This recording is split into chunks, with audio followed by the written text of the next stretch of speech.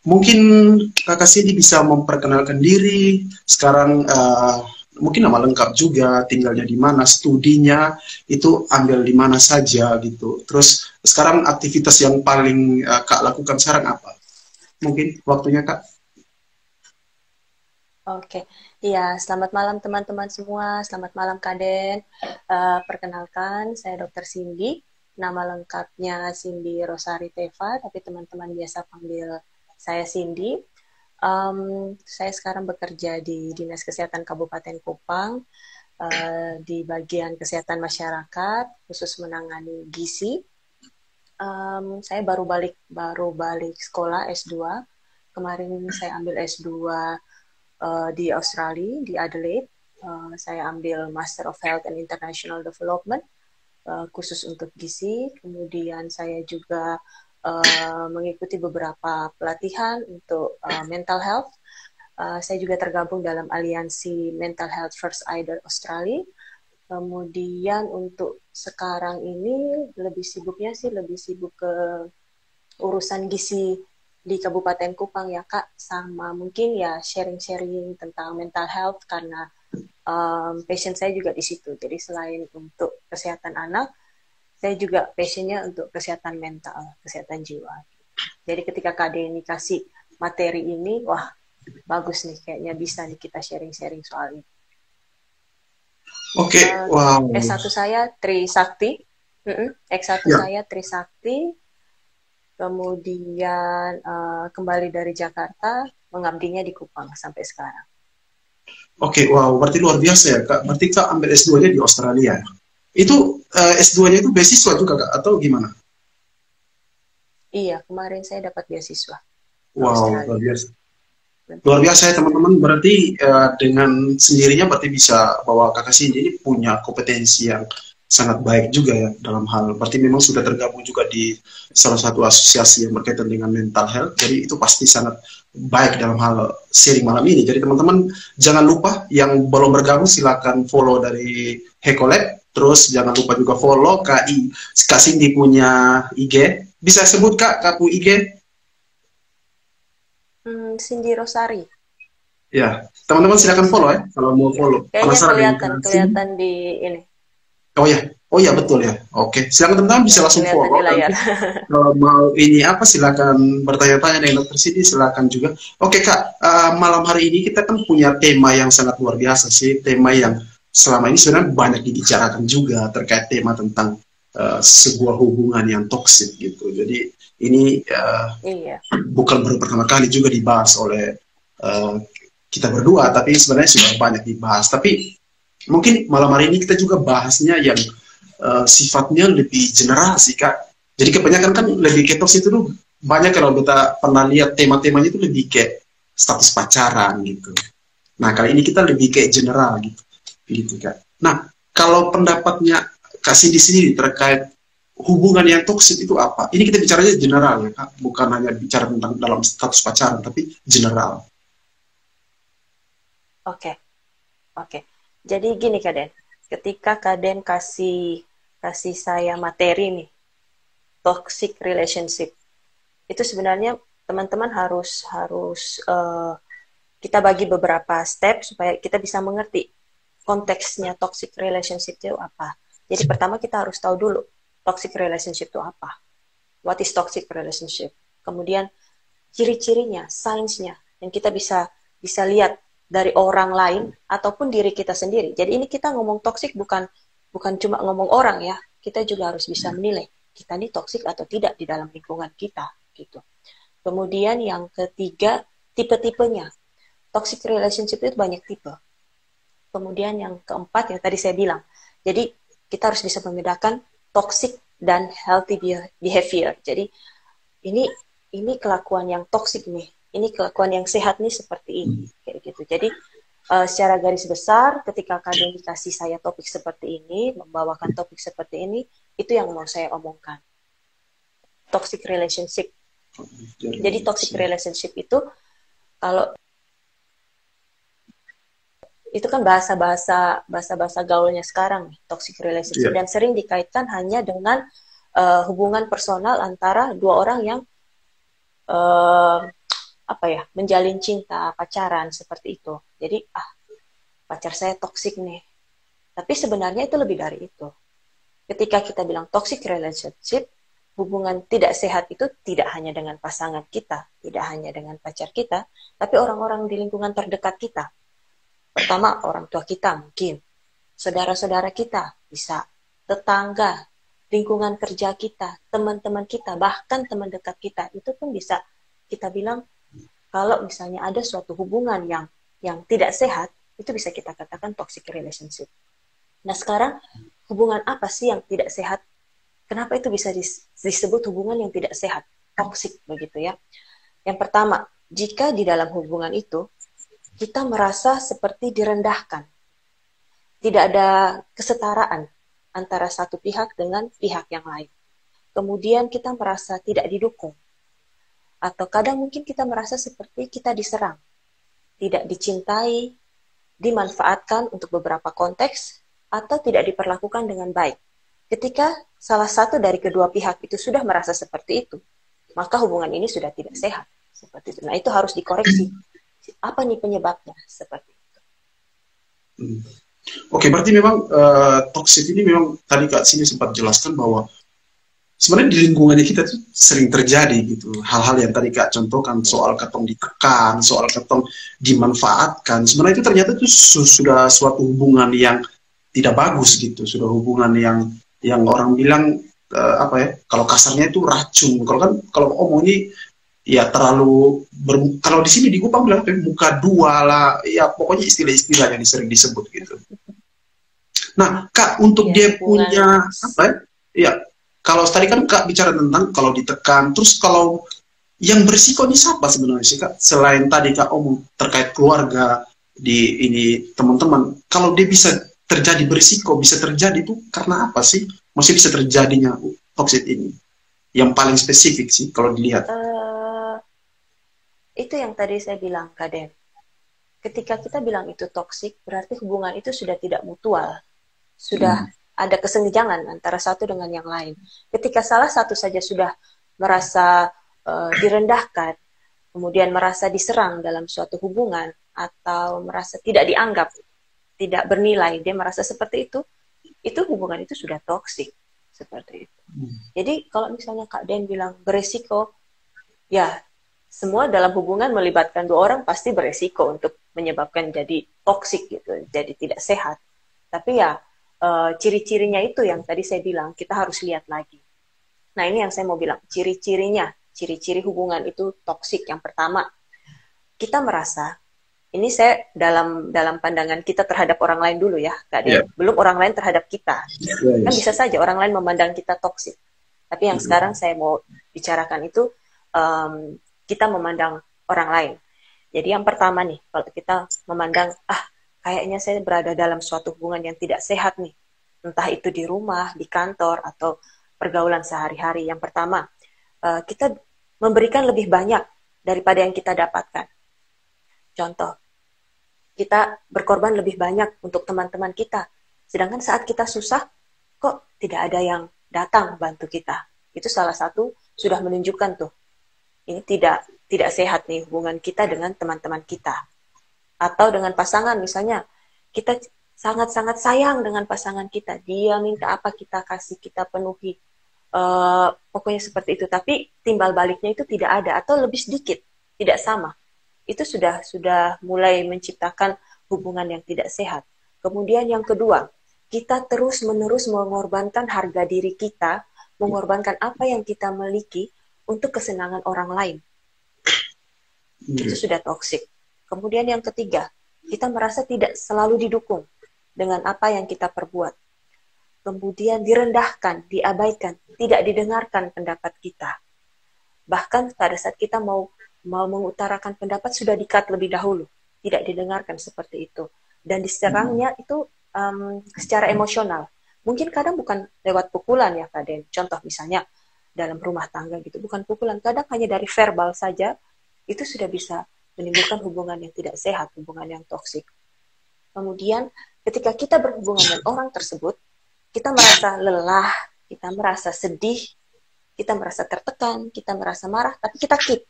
Kita keep untuk diri kita sendiri. Ada orang yang bisa keep untuk dirinya sendiri, ada yang tidak. Kalau yang tidak, ya itu. Dia akan meluapkan itu dan bisa terjadi konflik antara dua belah pihak itu. Ya. Kemudian, contoh toxic relationship yang berhubungan dengan pertemanan. Contohnya, teman kita selalu bergosip, memberikan kesan jahat. Jadi kadang-kadang ngajak kita untuk balas dendam pada orang-orang yang berbuat jahat ke kita. Nah, itu sudah masuk dalam kondisi toxic relationship. Jadi ciri-cirinya tuh banyak begitu. Kemudian ada juga yang kita di dalam suatu hubungan ketika terjadi sesuatu yang tidak beres, selalu kita yang disalahkan. Tidak pernah dikoreksi. Ini permasalahannya apa? Tapi selalu kita yang dituduh.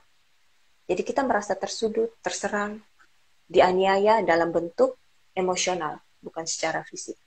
Nah, itu sudah masuk ke dalam toxic relationship. Ya. Oke, sebelum kita melanjut, teman-teman tadi sudah bisa tangkap ya yang dikatakan Dr. Cindy. Jadi teman-teman bisa tahu, jadi sebuah hubungan toksik itu ya kayak tadi ciri-cirinya hal-hal yang sebenarnya sepele, yang ini baik itu bisa saja itu sudah termasuk toksik gitu. Oh ya, jangan lupa teman-teman, jangan lupa komen. Yang mau bertanya silakan bertanya langsung kepada Dr. Cindy. Jadi teman bisa sharing, mungkin ada punya pengalaman yang sifatnya itu baik dalam pertemanan, dalam keluarga, atau dalam berkait adik kakak juga, itu kan termasuk dalam sebuah hubungan. Jadi itu bisa dikatakan bisa terjadi toksik gitu. Oh ya Kak, mungkin sambil menunggu pertanyaan dari teman-teman, ini yang paling penting ini karena kita kalau kakak lihat di publikasi kan ada bicara tentang fisik sama mental ya, mental ya. Memang logat Sumba ini tidak pernah hilang. Asik sekali. Jadi bicara tentang fisik dan mental. Jadi fisik itu apa sih Kak? Yang misal kalau ngomong tentang toksik, terus mental itu seperti apa sih sebenarnya kalau boleh Kak? Oke, jadi kalau misalnya nih, ini kalau Kak Denny bahas itu berarti kita sudah masuk ke area kesehatan ya. Kalau misalnya kita tarik kesimpulan gitu untuk menyatakan bahwa ini ada gangguan fisik dan gangguan mental yang diakibatkan oleh toxic relationship. Kalau fisik itu lebih ke kita merasa cepat capek, lelah, kemudian untuk beraktivitas itu seperti tidak ada tenaga begitu, Kaden. Padahal kalau misalnya kita periksa mungkin tanda-tanda vitalnya dari orang tersebut aman-aman saja, tetapi dia merasa seperti itu, badannya saya kok cepat capek ya, baru bikin ini sudah capek, jalan ke situ sudah capek. Ketika dia mau pergi, misalnya nih contoh, dia mau pergi untuk ketemu orang tersebut, dia sudah merasa lelah duluan gitu. Kenapa badan saya rasanya seperti ini, seperti itu. Tapi kok kalau misalnya jalan ke yang lain, tidak apa-apa gitu. Nah, itu sudah masuk keluhan fisiknya. Kemudian satu, sering pusing. Dua, bisa ada gangguan di pencernaannya. Nah, paling sering untuk gangguan pencernaan, orang-orang yang masuk di dalam toxic relationship ini, yang terkena dampak toxic relationship ini tuh biasa nyeri ulu hati. Jadi nanti perut mual, nyeri ulu hati, sakit, padahal sudah makan, sudah ini, tapi ya itu efeknya ke situ. Karena efek psikisnya menyerang fisiknya sendiri. Seperti itu. Kemudian kalau bahas ke arah mental, kita lihat orangnya jadi tampak lebih murung. Kita kadang bilang, ini anak kayaknya depresi nih. Dia murung-murung terus. Kemudian tidak ada gairah untuk melakukan pekerjaan sehari-hari. Yang harusnya mungkin bisa dia lakukan, jadi tidak mampu dia lakukan. Atau dia lakukan, tetapi tidak memenuhi target kadang. Yang harusnya mungkin bisa selesai dalam 2-3 hari, dia bisa jadi sebulan, 2 bulan. Seperti itu. Jadi efek-efek itu, efek dari hubungan yang tidak sehat itu mempengaruhi performa dia. Performa dia untuk bekerja di tempat kerja atau melakukan aktivitas hariannya dia. Seperti itu. Kemudian jadi lebih gampang tersinggung, sama lebih gampang marah. Orang-orang yang masuk terkena dampak toxic relationship itu seperti itu. Jadi kita omong, dia jadi lebih tersinggung, belum apa-apa sudah marah seperti itu. Nah itu mesti digali, orang kenapa seperti itu. Oke Kak, berarti kalau misalnya ini Kak, contoh kasus kalau misalnya dalam berpacaran ya, contoh dalam berpacaran, kalau misalnya kan kalau saya coba baca beberapa penelitian nih, kan biasanya pasangan atau seorang cewek itu walaupun dia punya hubungan itu toksik, tapi dia agak susah untuk melepas gitu. Karena dia tahu nih dia punya pasangan yang cowok nih agak kasar, berbahasa, itu tadi seperti Kak bilang jelaskan, secara fisik, lisan aja itu sudah bisa dikatakan toksik gitu. Apalagi sampai terjadi yang fisik sampai pukul dan lain-lain gitu. Itu kan sudah sebuah hal yang salah. Tapi beberapa riset yang beta coba baca itu coba lihat itu orang bilang itu memang karena apa ya sayangnya apa ya care-nya sama dia punya pasangan hanya buat orang tidak bisa lepas. Nah itu pendapat kita bagaimana? Sebagai dalam kondisi apa konteksnya cewek ya itu kenapa ya sampai bisa para beberapa riset saya coba baca seperti itu sih Kak pendapatnya Kak itu. Oke, jadi kalau misalnya seseorang dihadapkan dengan kondisi ini ya toksik itu kan artinya kita diserang, kita dikasih sakit nih Kak Den, kita dikasih sakit nih. Nah sekarang sakitnya kadar sakit masing-masing orang tuh beda-beda. Ada yang orang disentuh begini langsung sakit. Ada yang ditampar pun dia masih belum sakit gitu. Itu sama persis kalau kita analogikan sama persis dalam suatu hubungan. Jadi contoh, dipukul-pukul, sudah dimaki-maki, dipukul-pukul tapi dia tidak meninggalkan si pasangannya ini kan. Itu ya berarti kadar sakitnya dia tuh belum sampai levelnya dia. Mungkin masih segini. Belum sampai di taraf untuk dia bisa meninggalkan. Seperti itu. Itu yang pertama. Kadar sakit masing-masing orang tuh beda-beda. Kita tidak bisa samakan. Jadi, Kak Den atau teman-teman sharing itu tidak bisa bilang, kadang kan kita sering kayak gitu kan ke teman-teman kita. Lu pun pacar, su bikin begitu, lu masih tetap dengan dia nih. Karena beta tinggal. Nah, itu sebenarnya salah kalau kita omong begitu ya. Secara kesehatan jiwa, secara psikiater kalau ngomong itu begitu sudah salah. Kita tidak bisa samakan kita punya perasaan dengan orang lain. Di dia itu belum sampai tarafnya dia untuk kabur dari situasi itu. Belum. Nah, itu kita tidak bisa samakan satu dengan yang lain. Kemudian yang kedua, dia sudah tahu tapi dia mau cari yang lebih baik, lebih mengerti, dia itu belum ada. Sehingga ya dia keep yang ada dulu. Itu sifat dasar manusia. Ya, saya lepas ini terus nanti saya dapat apa gitu kalau belum ada. Itu yang kedua. Itu dua yang paling sering sih kalau kasus yang seperti Kak Den bilang. Nah, terus Kak ini pendapatnya saya sendiri ya. Mungkin ini sekalian pertanyaan.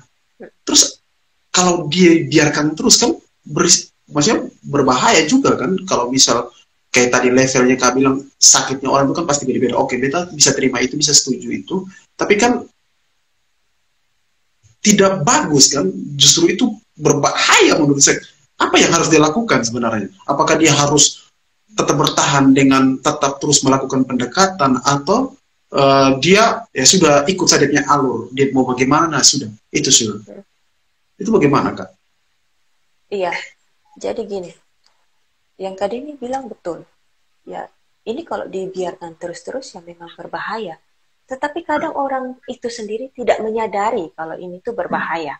Harus butuh teman-teman, support system yang baik, keluarga yang support dia, teman-teman yang support dia untuk dia bisa lihat bahwa ini tidak baik gitu. Kadang orang yang kebanyakan orang yang masuk di dalam hubungan yang toksik, dia tidak menyadari kalau hubungan itu toksik. Orang di sekitar dia yang menyadari, ini toksik, ini tidak bagus, ini tidak benar, tidak sehat ini. Seperti itu kebanyakan kadang. Orang yang menjalani dia tidak akan sadar. Sampai ke yang tadi saya bilang, levelnya sudah sampai baru dia sadar. Oh, kayaknya saya harus kasih ini orang. Atau kayaknya saya harus ngomong nih, ini sudah tidak bagus lagi nih perlakuan dia ke saya. Nah, seperti itu. Tapi kalau masih belum sampai tarafnya dia, mereka tidak akan sadar. Orang-orang ini tidak akan sadar. si victim ya, kita omongnya si victim, korban dari toxic relationship itu tidak akan sadar dibuat seperti itu. Tapi orang-orang di sekeliling dia yang lihatnya objektif, mereka tahu ini sudah tidak benar seperti itu. Nah, caranya ya itu yang tadi saya bilang, bahwa kalau kita sudah lihat teman kita, keluarga kita, teman kerja kita mengalami hal seperti itu, kita harus ajak ngobrol. Bukan dalam konteks untuk menjudge dia bahwa hubungannya tidak baik atau apa, tapi sharing dengan dia. Kita kasih pengertian. Jangan kebanyakan itu kita langsung judge, itu tidak boleh. Kita kasih pengertian. Menurut kamu ini baik atau tidak? Kalau kamu terus-terusan dibikin seperti ini, baik atau tidak? Kamu rasa nyaman tidak dibuat seperti itu? Nah, itu membuka pikirannya dia perlahan-lahan untuk lebih cepat dia sadar bahwa dia lagi tidak dalam kondisi yang diuntungkan dalam hubungan ini. Seperti itu. Oke, terima kasih Kak. Oh ya, ini sekalian menjawab dari pertanyaan dari Kak Eni Tokan. Tadi Kak Eni Tokan bertanya begini Kak, terus bagaimana sikapnya kita terhadap teman-teman yang lagi masa punya hubungan toksik gitu? Itu tadi mungkin Kak Dokter sini sudah menjawab ya. Jadi kita harus memberikan support, bukan jadi orang yang langsung menjudge gitu. Tapi kita secara pendekatannya itu memang harus secara yang baik gitu, tidak langsung menjudge bahwa oh dia tuh sudah bagus, ini dia tuh sudah ini ya, tidak. Tapi dengan pendekatan yang lebih lembut, orang bilang ya, bisa mencari solusi. Nah Kak, kan ada, kalau tidak salah saya coba nonton sebuah cuplikan video ketika ditanya kepada laki-laki, contoh gini Kak. Ketika kan ini bicara tentang sharing tadi kan, orang yang support gitu, orang yang ini biasanya kan cewek paling sering sharing gitu kalau ketika ada hubungan yang toksik gitu. Nah, kita kadang-kadang kalau sharing di laki-laki itu kan kadang kalau misalnya cari teman laki-laki nih Kak, kayak laki-lakinya pasti kan ada kasus perempuan itu menunjukkan kalau ketika sharing, ketika dikasih pendapat dia malah lebih kayak apa ya, lebih membenarkan diri atau lebih ya sudah berurusan gitu, kenapa lu harus ini. Nah, tapi beta coba nonton itu cuplikan, kalau misalnya tadi beta setuju dengan Kak Ucap bilang, jadi kalau kebanyakan kalau orang sharing lebih bagus kita mendengar. Biasanya dia akan lega di situ ketika dia menyampaikan utaranya dia, itu pasti dia akan dengan sendirinya akan senang karena berhasil mengeluarkan unek-unek, orang bilangnya dia punya masalah yang ini. Tapi kan banyak yang terjadi bahwa ketika saya punya juga teman cewek yang sering ketika saya berikan pendapat malah dia agak rasa kurang seret gitu dengan apa yang saya dapat, malah dia membenarkan dia punya pasangan gitu. Soalnya mungkin dia ada begini, dia ada begitu, jadi mungkin itu kan kadang tidak jadi ini tidak bagus juga. Tapi tadi masukan dari Kak Cindy sangat-sangat bagus ya teman-teman, buat teman-teman sharing juga tadi.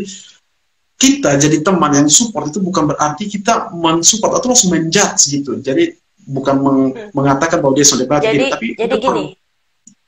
Iya Kak, silakan. Gini Kak Den. Sekarang kita ngomong ini konteksnya hubungan orang dewasa. Yeah. Manusia itu, kita tuh sudah bisa berpikir, umur 17 tahun ke atas tuh sudah bisa sebenarnya mengambil keputusan sendiri. Jadi intinya di saat teman kita ngobrol sama kita, pasangan saya begini, keluarga saya begini, teman kantor saya seperti ini. Dia tuh sebenarnya tahu dia harus bikin apa. Dia hanya mau kita dengarkan. Dia hanya mau butuh validasi dari kita. Benar tidak ya yang saya rasakan? Seperti itu Kak Den. Jadi ketika yang kayak tadi Kak Den bilang, ada teman cerita ke saya cerita ke dia malah marah-marah. Ini minta maaf, mungkin pendekatan kita yang salah. Jadi kalau misalnya saya di posisi itu juga, kalau saya langsung dijudge, pasti ego saya ini dong, berontak dong. Siapa Anda gitu loh. Saya kan datang hanya mau cerita gitu kan. Nah, itu yang mungkin teman-teman sharing di sini bisa, mungkin kalau bisa menemukan teman-teman yang seperti itu, jadi pendekatan kita harus lain.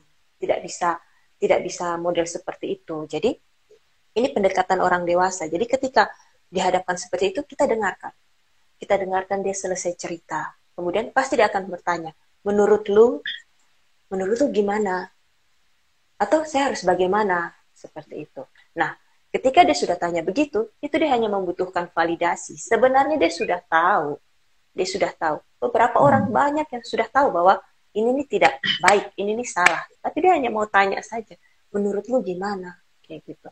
Nah, di situ peran kita sebagai temannya, kita kasih tahu. Kalau dari saya, positifnya begini. Kita kasih. Positifnya adalah negatifnya itu begini. Jadi dia tuh bisa timbang sendiri. oh ternyata lebih banyak negatifnya ya saya di dalam hubungan ini. Oh kayaknya saya harus move on nih dari hubungan ini, saya harus pindah nih. Saya bukan pohon yang ditempatkan di situ dan tidak bisa pindah-pindah, saya manusia. Kalau tidak mendukung saya ya pindah saja, cari tempat yang mendukung. Nah sekarang kan yang kita perlukan ya teman-teman yang mendukung seperti itu. Kemudian mungkin di sini tuh masalah mental health tuh masih belum segencar kalau di luar negeri kemukakan, Kak Den. Buat kita tuh kayak masih tabu kalau kita omong tentang kesehatan jiwa. Orang-orang langsung berpikir, ih sakit jiwa nih orang, gila nih orang, depresi. Padahal itu tuh yang akan membuat orang tersebut jatuh lebih jauh lagi, malah merusak kesehatan mentalnya lebih dalam lagi kalau kita sudah judge seperti itu. Nah, itu yang masih belum ini ya, untuk publikasi mengenai kesehatan jiwa tuh masih sangat-sangat kurang, sehingga ketika kita dihadapkan tentang permasalahan seperti ini, kita masih bingung bagaimana cara menghadapinya. Kemudian kita masih bingung bagaimana cara kita memberikan pendapat kita untuk orang yang istilahnya cerita ke kita masalahnya dia, itu kita masih bingung untuk menghadapi itu. Seperti itu, Kaden.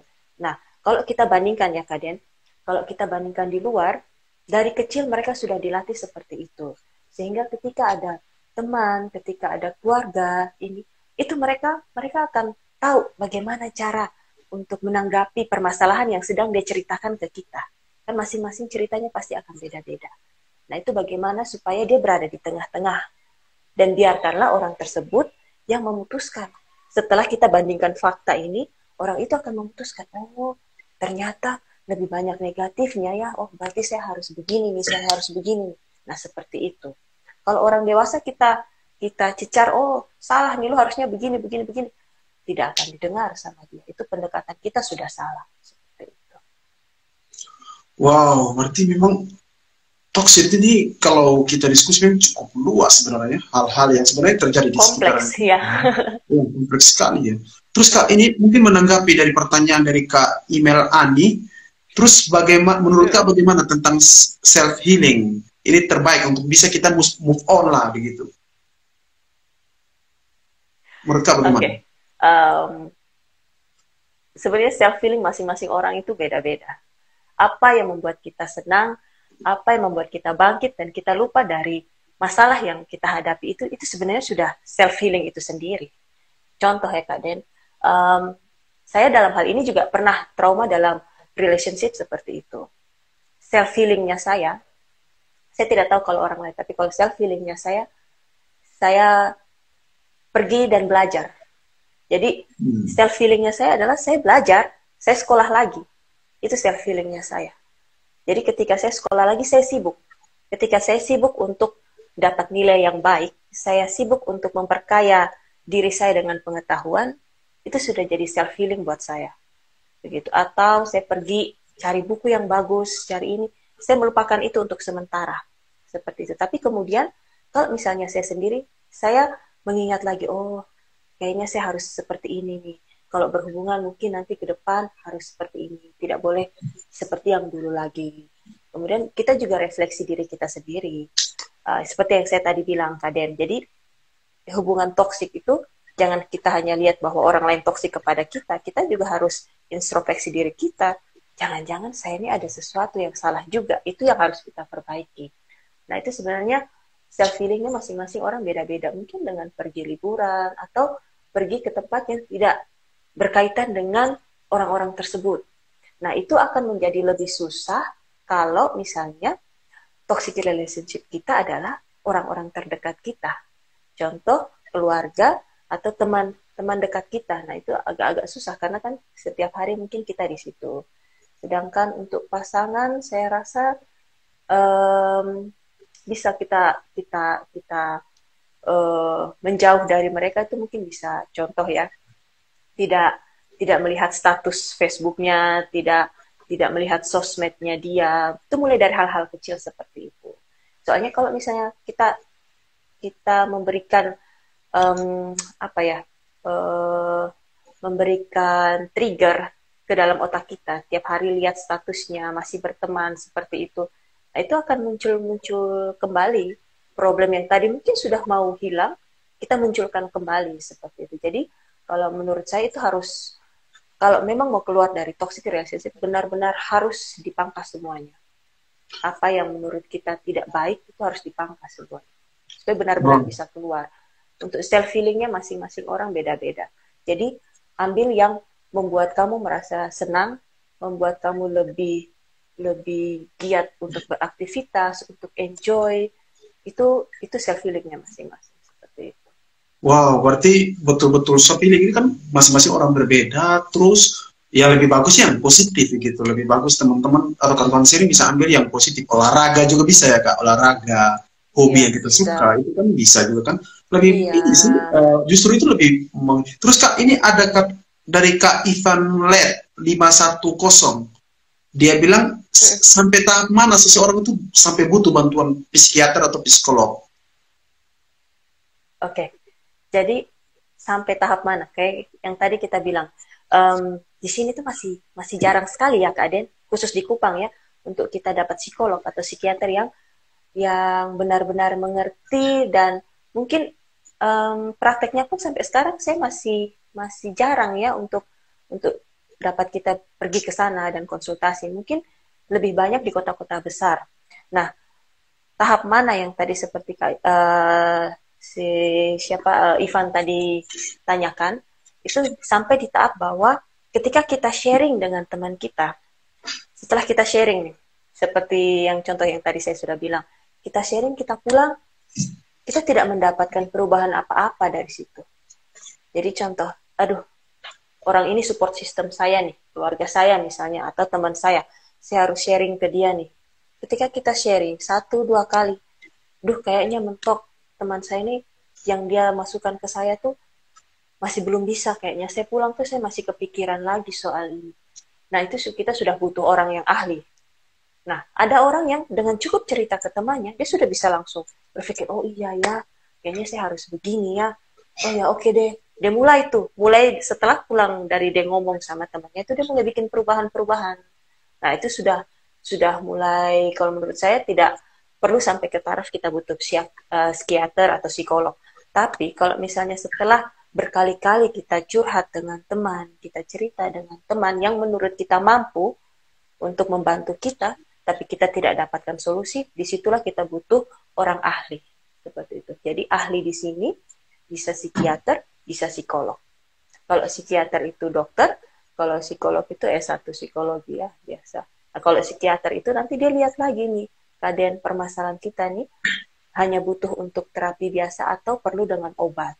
Kadang masalah toxic relationship itu sendiri, Kaden, itu di dalam orang yang terkena dampak dari toxic relationship, dia akan merasa dia akan merasa cemas, jadi menderita ansietas.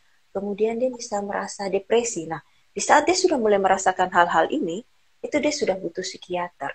Jadi tidak hanya dengan verbal saja, kita ngomong sama dia, kita berikan pengertian, kita berikan masukan, tapi dia sudah membutuhkan obat, karena itu sudah mengganggu, kalau kita bilang, sudah mengganggu neurotransmitter di otaknya dia, sehingga dia sudah tidak bisa berpikir secara objektif lagi.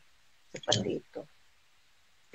Oke, wow, berarti sebenarnya teman-teman, kalau penjelasan dari dokter Cindy itu sebenarnya tahap di mana teman-teman sharing ataupun siapapun yang punya masalah itu berarti dia sebenarnya punya patokan sih, tapi kalau misal selama kita bisa sharing dengan orang-orang yang support kita di keluarga ataupun teman atau teman sahabat, kalau memang itu bisa teman-teman merasa nyaman, bisa merasa happy dan mendapat jawaban yang baik, ya mungkin itu tidak perlu ke tahap yang lebih tinggi gitu, mungkin bisa dibataskan lah. Tapi kalau memang sudah tidak mendapat jawaban atau sampai teman-teman kayak halusinasi, itu kan bisa juga ya Kak, kayak stres, bingung sendiri gitu kan, itu bisa. Berarti sebenarnya sudah kayak itu secara fisik-fisik yang kelihatan ciri-cirinya gitu. Jadi teman-teman kayaknya memang harus butuh orang-orang kayak tadi, psikiater ataupun psikolog. Terus Kak, nah ini kita omong tadi tentang toksik itu dalam keluarga, teman, kawan kantor, siapapun dalam lingkungan.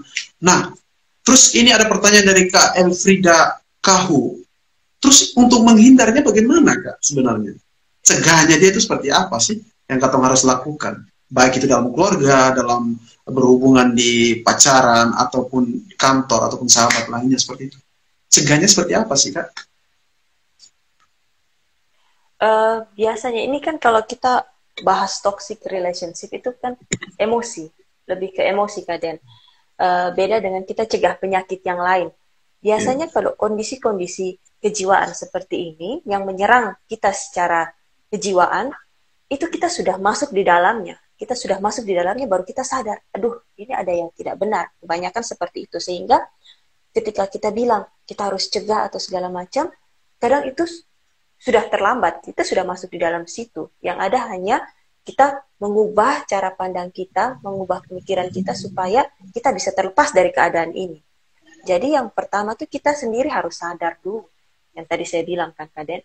Jadi kadang tuh kita sudah masuk dalam hubungan itu, tapi kita tidak sadar kita ada di dalam hubungan yang tidak sehat. Jadi yang pertama kita harus sadar.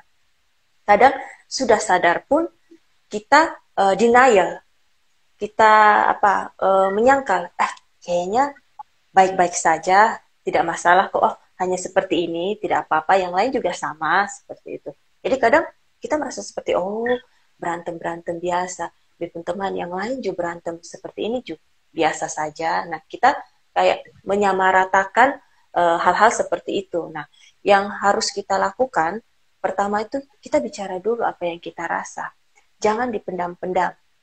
Kebanyakan orang dia pendam, sudah sampai di tahap yang sudah tidak bisa lagi baru ditumpahkan. Nah itu juga sudah salah sebenarnya. Cara pandang seperti itu sudah salah.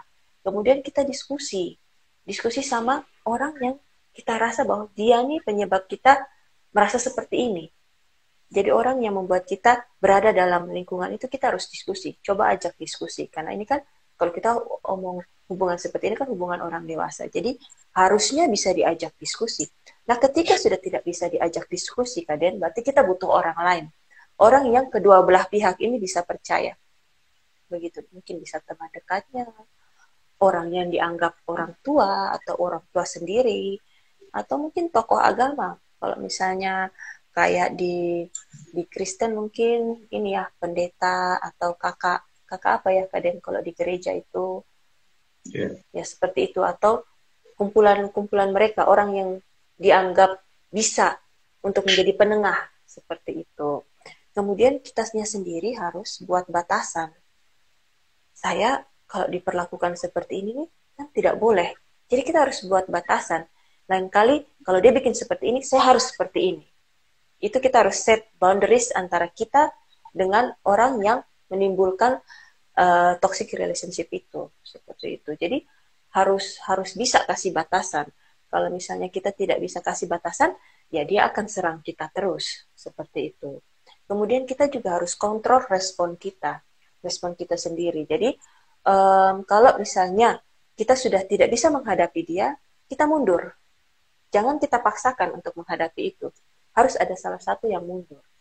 Karena kalau misalnya kedua-duanya dalam posisi yang tidak bisa mengontrol, nanti yang lemah, contohnya merasa sebagai victim, dia yang akan jadi lebih sakit Kaden dalam menghadapi hubungan itu.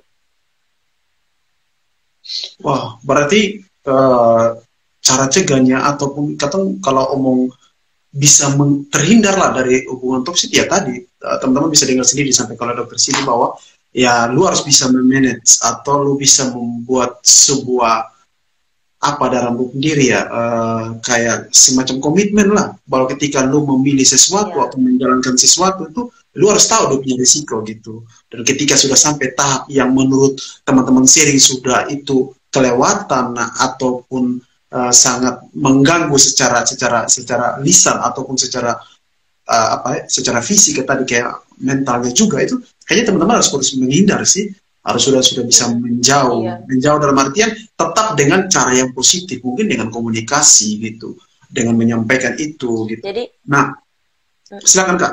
Jadi gini Kak Den, jadi menurut saya ya mungkin setelah teman-teman dengar apa yang kita bicarakan malam ini tuh, setelah ini tuh mungkin teman-teman sudah bisa set di dalam pemikiran kita bahwa my mental health is number one, nomor satu. Kita harus sehat dulu secara mental gitu. Dan itu kita dengan kita berpikir seperti itu, kita akan mulai set boundaries, kita mulai set batasan-batasan. Jadi orang lain tidak boleh seperti ini terhadap saya kalau dilakukan seperti ini, saya harus begini. Kalau saya dihadapkan dengan hal-hal seperti ini, saya harus begini. Itu sebenarnya tidak perlu kita ajarkan. Itu kita sudah bisa rasa sendiri. Yang bikin saya sakit itu apa? Begitu. Jadi, setelah kita tahu yang bikin kita sakit, di situ kita mulai set boundaries, kita menghalangi orang, istilahnya kita bangun pagar, kita menghalangi orang untuk menyakiti kita. Seperti itu. Jadi, kita harus tahu dulu, saya tuh disakitin tuh karena apa? Saya merasa sakit tuh kalau orang buat saya apa? Seperti itu. Ketika kita tidak tahu kita punya rasa sakit karena apa, tidak akan ada pagar itu. Sehingga orang masuk saja, pencuri masuk saja, dia akan merusak mental health kita. Seperti itu. Jadi, menurut saya itu, cara cegah paling ampuh adalah itu, kenal diri sendiri. Saya ini sakit kalau orang bikin apa. Itu kita, kalau perlu, bila perlu ya, Kaden, catat. Saya tidak suka kalau orang bikin saya seperti ini, seperti ini, seperti ini. Sehingga itu terpatri di otak. Jadi kalau mau cegah supaya tidak masuk ke dalam hubungan yang seperti Kak Den bilang tadi, toksik itu, ya itu caranya. Kita bentengi diri kita, yang bisa kita kontrol diri kita. Kita tidak bisa kontrol orang lain, Kak Den. Kita hanya bisa kontrol diri kita. Gitu. Kontrolnya kita dengan seperti itu. Saya tidak bisa kontrol omongannya Kak Den. Misalnya Kak Den bilang, Dokter Cindy ini sombong sekali. Saya tidak bisa kontrol. Tapi saya bisa manage respon saya terhadap omongannya Kak Den. Gitu. Yeah. Seperti itu. Jadi, itu yang mungkin teman-teman harus pikir. Mulai sekarang, mental health saya itu nomor 1. Jadi, saya mulai set batasan-batasan supaya orang lain jangan bikin sakit saya. Gitu. Karena ketika sudah bikin sakit, omongan mental itu susah Kak Den. Abuse secara emosi, secara mental itu akan sangat-sangat sulit dikenali dan sangat-sangat sulit disembuhkan dibandingkan dengan perlakuan fisik seperti itu. Nah, ini yang mesti teman-teman aware tentang hal ini. Itu yang masih sangat-sangat amat kurang. Sehingga kenapa banyak orang jatuh ke dalam toxic relationship, banyak orang merasa depresi, banyak orang merasa sakit diperlakukan seperti ini karena sebenarnya mereka tidak set batasan tersendiri untuk diri masing-masing.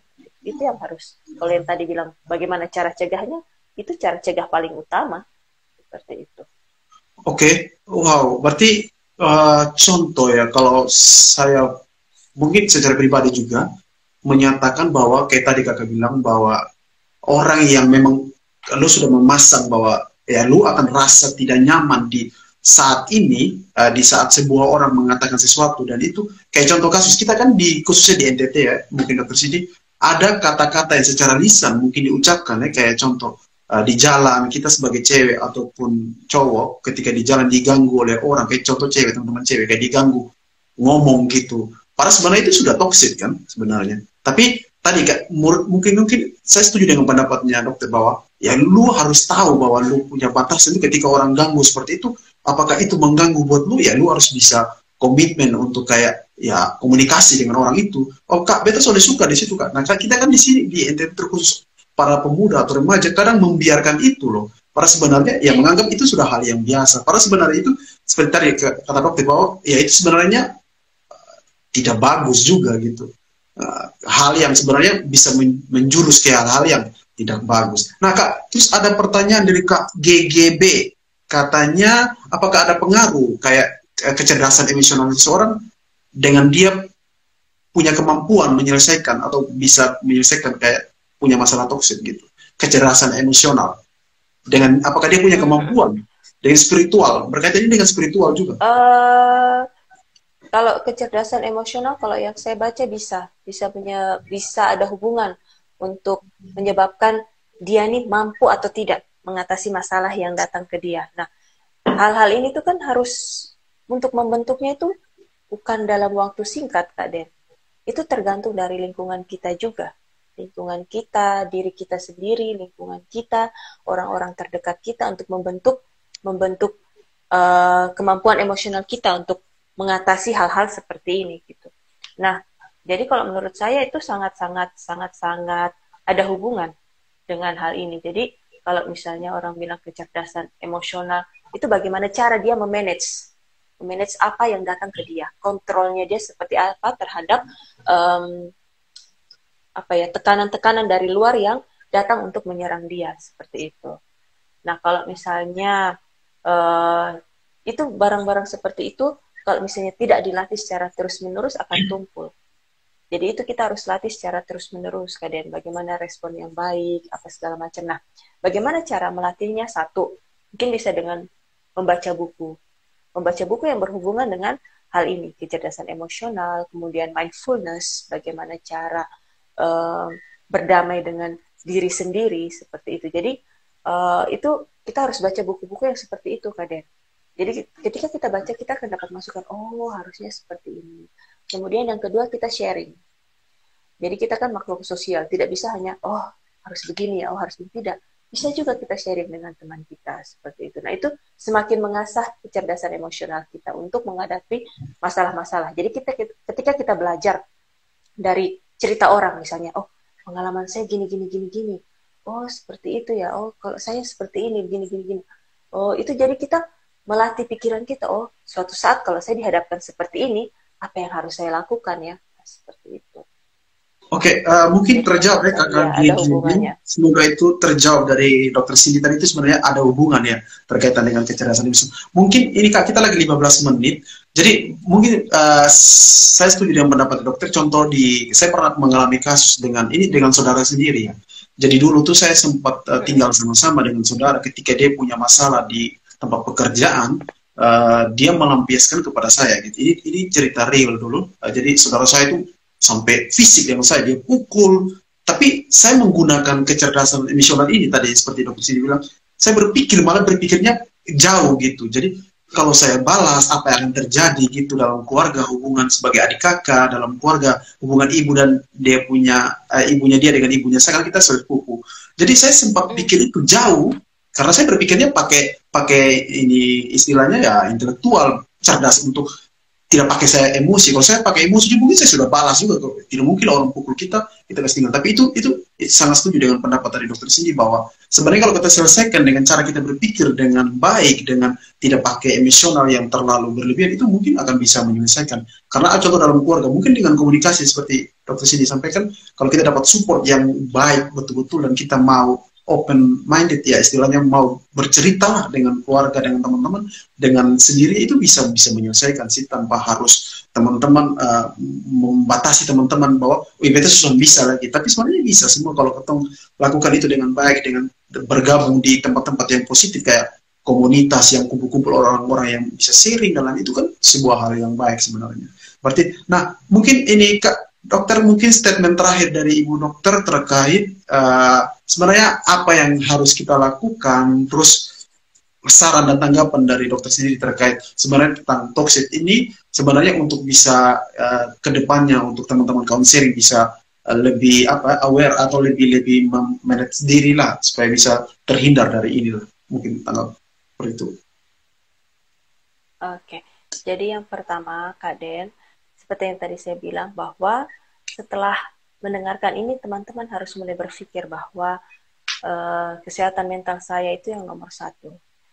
Saya harus mengetahui diri saya sendiri dulu, bagaimana respon saya terhadap orang lain, baru kita bisa terhindar dari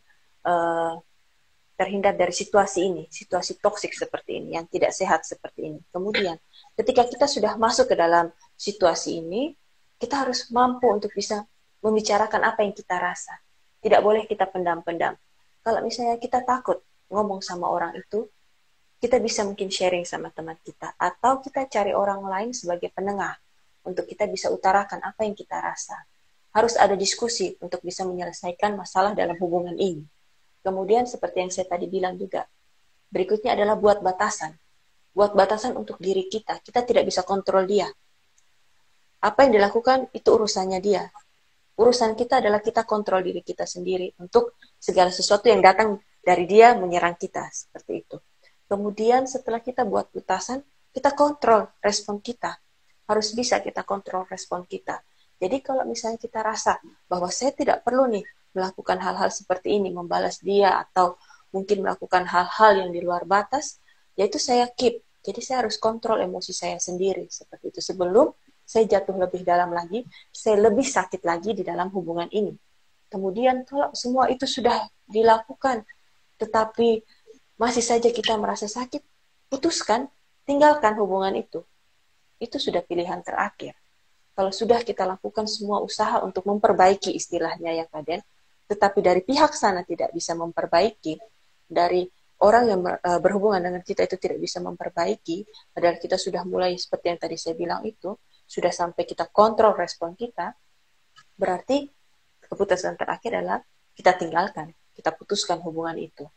Kemudian ketika kita sudah tinggalkan dan kita masih merasa bahwa masih ada trauma-trauma nih dari hubungan yang sudah kita tinggalkan itu. Kadang orang sudah mengalami hubungan seperti itu, dia tidak mampu untuk berhubungan lagi. Berhubungan dalam hal ini bukan hanya pacaran ya, tapi berhubungan dengan keluarga, dengan teman kerja. Nah, ketika kita sudah tidak mampu untuk membuat hubungan baru dengan orang lain, nah itu saatnya kita harus cari bantuan.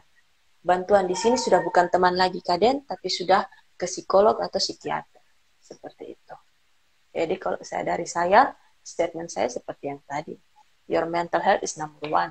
Setelah itu baru kita pikirkan respon kita terhadap sesuatu yang dilakukan oleh orang lain terhadap kita. Gitu. Jadi kita harus jaga kesehatan mental kita. Karena yang bisa jaga itu cuma diri kita sendiri. Orang lain tidak bisa jaga kesehatan mental kita. Dia mau melakukan apapun, suka-suka dia, terserah dia.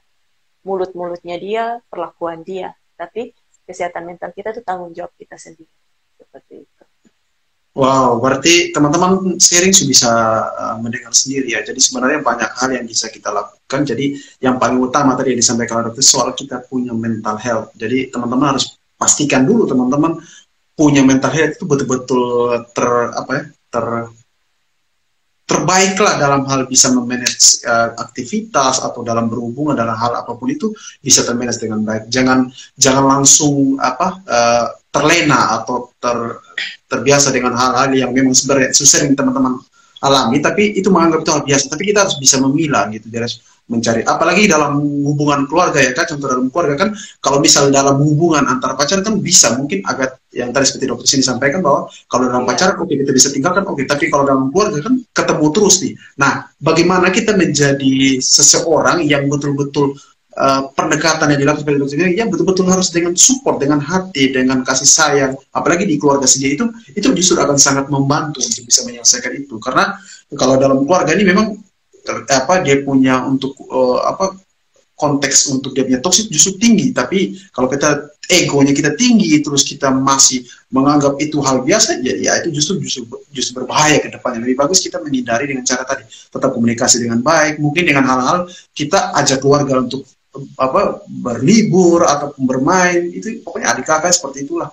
Nah, terus mungkin Ibu Dok, mungkin ini sedikit statement dari saya bahwa sebenarnya dalam hubungan toksik teman-teman harus bisa seperti yang disampaikan dokter tadi ya. Jadi teman-teman harus bisa memilah, terus teman-teman harus bisa tahu diri teman-teman seperti apa, batasannya seperti apa. Terus jangan lupa tadi mungkin ada singgung oleh Kak GG tadi soal spiritual. Nah, spiritual ini berkaitan dengan ya rohani atau apapun di ini. Jadi teman-teman bisa mungkin dengan aktivitas gereja ataupun aktivitas teman-teman bagi saudara kita yang muslim mungkin di masjid atau kelompok pemuda itu justru sangat membantu gitu. Teman-teman bisa beraktivitas apapun itu selama itu positif dan bisa menghindari hubungan yang toksik, pasti akan bisa diselesaikan sih. Nah, dari Kak Cindy mungkin ada tema yang menurut Kak perlu kita gali lagi berkaitan dengan ini, atau ada saran dari Kak?